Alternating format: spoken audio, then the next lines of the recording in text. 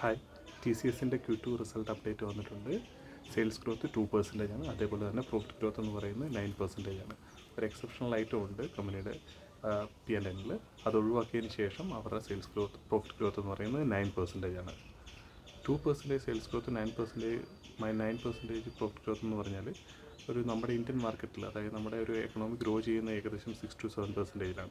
അതേപോലെ തന്നെ നമ്മുടെ ഒരു ഒരു ഇൻഫ്ലേഷൻ റേറ്റ് ഒരു 5% എടുത്താൽ 7-5-12% ഉണ്ട്. സോ ഒരു 12% മുകളിൽ ഗ്രോത്ത് ഇല്ലാത്തൊരു കമ്പനിയിൽ ഗ്രോത്ത് നോക്കി എക്സ്പെക്ട് ചെയ്യുന്നതിനകത്ത് വലിയ അർത്ഥമൊന്നുമുണ്ടെന്ന് എനിക്ക് തോന്നുന്നില്ല. പേഴ്സണലി ഉള്ളൊരു അഭിപ്രായമാണ് എനിക്ക്. അതുകൊണ്ട് തന്നെ 2% സെയിൽസ് ഗ്രോത്ത് ഉള്ള ടി സി എസ് പോലത്തെ കമ്പനികളിൽ ഞാൻ ഇൻവെസ്റ്റ് ചെയ്യാറില്ല പേഴ്സണലി.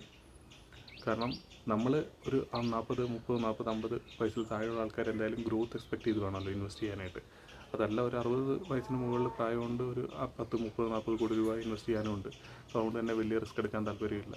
ഡിവിഡൻഡ് മാത്രം എക്സ്പെക്ട് ചെയ്ത് നിൽക്കുന്ന ആൾക്കാരാണെന്നുണ്ടെങ്കിൽ ടി സി എസ് ഒന്നും കുഴപ്പമുണ്ടാവില്ല. പക്ഷേ നല്ല ഗ്രോത്ത് എക്സ്പെക്ട് ചെയ്ത് നമുക്കൊരു മൾട്ടി ബാഗർ ആയിട്ടുള്ള കമ്പനികൾ നമ്മൾ ആൻറ്റിസിപ്പേറ്റ് ചെയ്ത് ഇൻവെസ്റ്റ് ചെയ്ത് ഗ്രോത്ത് നോക്കി ഇൻവെസ്റ്റ് ചെയ്യുമ്പോഴത്തേക്കും ടി സി എസ് പോലത്തെ 2%-3% സെയിൽസ് ഗ്രോത്തും അത് ആ ഒരു രീതിയിൽ ഗ്രോ ചെയ്യുന്ന കമ്പനികളിൽ ഇൻവെസ്റ്റ് ചെയ്യുന്നത് നമുക്ക് വലിയൊരു റിട്ടേൺ ഒന്നും നമുക്ക് എക്സ്പെക്ട് ചെയ്യാൻ പറ്റില്ല.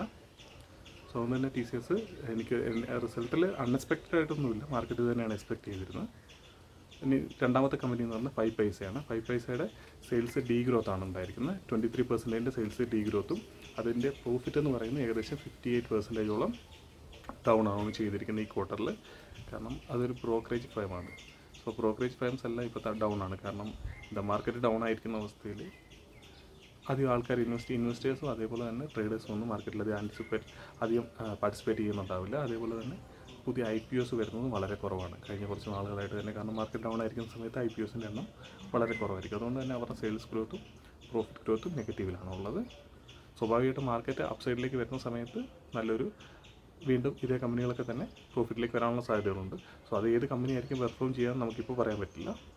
സോ അതുകൊണ്ട് തന്നെ നമുക്ക് ഈ കമ്പനികളൊക്കെ ട്രാക്ക് ചെയ്തുകൊണ്ടിരിക്കേണ്ടി വരും. അതിനുശേഷം മാർക്കറ്റ് നല്ലൊരു രീതിയിലേക്ക് അപ്സൈഡിലേക്ക് കാണിക്കുന്ന സമയത്ത് ഏതാണ് നല്ല കമ്പനിയെ നോക്കി ഇൻവെസ്റ്റ് ചെയ്യുന്നതായിരിക്കും ബെറ്റർ ഓപ്ഷൻ. അപ്പോൾ ഈ 2 കമ്പനികളാണ് അപ്ഡേറ്റ് ചെയ്യുന്നത്. T C S 2% സെയിൽസും 9% പ്രോഫിറ്റും. അതേപോലെ തന്നെ 5 പൈസയിൽ 23% സെയിൽസിൻ്റെ ഡീ ഗ്രോത്തും അതേപോലെ തന്നെ 58%ഓളം അതിൻ്റെ പ്രോഫിറ്റിൻ്റെ ഡീ ഗ്രോത്തുമാണ് ഉണ്ടായിരിക്കുന്നത്. സോ കമ്പനികളിലേക്ക് അപ്ഡേറ്റ് വരുന്നതേ ഉള്ളൂ. ടി സി എസ് എനിക്ക് മേജറായിട്ട് പറയാനുള്ളത്, ടി സി എസിൽ ഇൻവെസ്റ്റ് ചെയ്യാൻ ഉദ്ദേശിക്കുന്ന ആൾക്കാരാണെങ്കിൽ നിങ്ങൾക്ക് IT സെക്ടറിൽ ഇതിൽ നല്ല രീതിയിൽ ഗ്രോ ചെയ്യുന്ന വേറെ ബെറ്റർ സ്റ്റോക്കുകൾ അവൈലബിൾ ആയിട്ടുണ്ട്. സോ അതൊക്കെ ട്രൈ ചെയ്തതിന് ശേഷം, അല്ലെങ്കിൽ അതൊക്കെ ഒന്ന് ട്രാക്ക് ചെയ്തതിന് ശേഷം നിങ്ങളുടെ ഇൻവെസ്റ്റ്മെൻറ്റിൻ്റെ ഡിസിഷൻസ് നിങ്ങൾ എടുക്കുക. മാക്സിമം ഗ്രോത്ത് കിട്ടുന്ന കമ്പനികളിലേക്ക് നിങ്ങൾ മാക്സിമം ശ്രദ്ധിച്ചാൽ നല്ല രീതിയിലുള്ള റിട്ടേൺസ് നിങ്ങളുടെ പോർട്ട്ഫോളിയോയിൽ നിങ്ങൾക്ക് ജനറേറ്റ് ചെയ്യാനായിട്ട് പറ്റും. സോ നമുക്ക് അടുത്തൊരു വീഡിയോയിൽ കാണാം.